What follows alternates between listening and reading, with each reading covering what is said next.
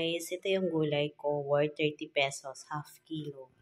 Yung mix na siya. Tapos, ito is worth 59. Ito, mushroom 40. Tapos, ito, hindi ko na to siya maano sa price kasi per kilo ang binili ko to.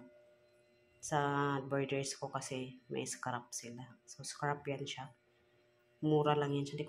Ay, bigay lang pala yan siya. 1 kilo. So, ayan ang mga ingredients ko for today. Ayan. Lagyan ko siya ng mushroom. Ito lang. Ayan. Ayan siya guys. Nag-ano na ako. Sinutay ko na yung bawang at sibuyas. Ayan guys. Nilagay ko na yung chicken. At saka yung atay. Ay, dito to siya atay. Heart. Puro siya heart. Mas gusto ko pang kainin guys yung heart kaysa sa atay. Kaya binigyan ako ng burgers ng puro heart. 1 kilo yata yun. Ang dami pang ang tira doon. Ayan na siya guys. Hintayin ko lang siya medyo maano. Tsaka ko yung gulay. Kasi yung gulay naman, bilis lang yun siya. Puro lang yung dahon-dahon eh. Ayan. Hindi ko alam ang tawag dito. Basta may veggie siya. Tapos lalagyan ko ng mushroom para kakaiba. Ayan siya guys. Nilagay ko na yung gulay. I-mix ko na siya. Ayan guys. Nahalaw ko na.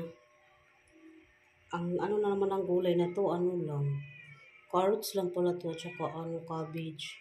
Tapos may kapirasong sayote yata to. Ayan na. Tapos per kilo-kilo. Yan lang pala yung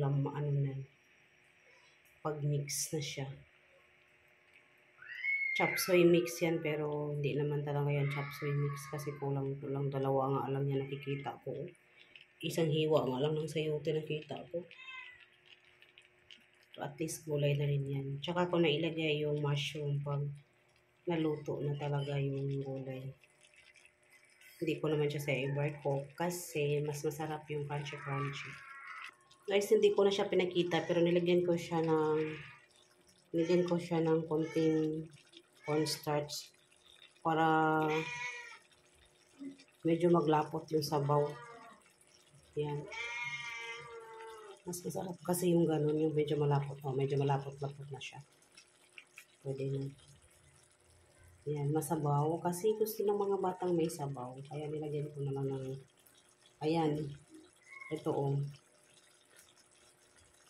may sayote. May naligaw na sayote.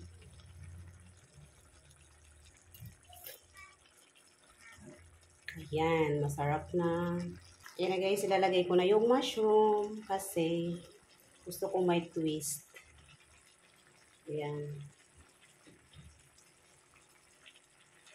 Hiniwa-hiwa ko lang yung mushroom.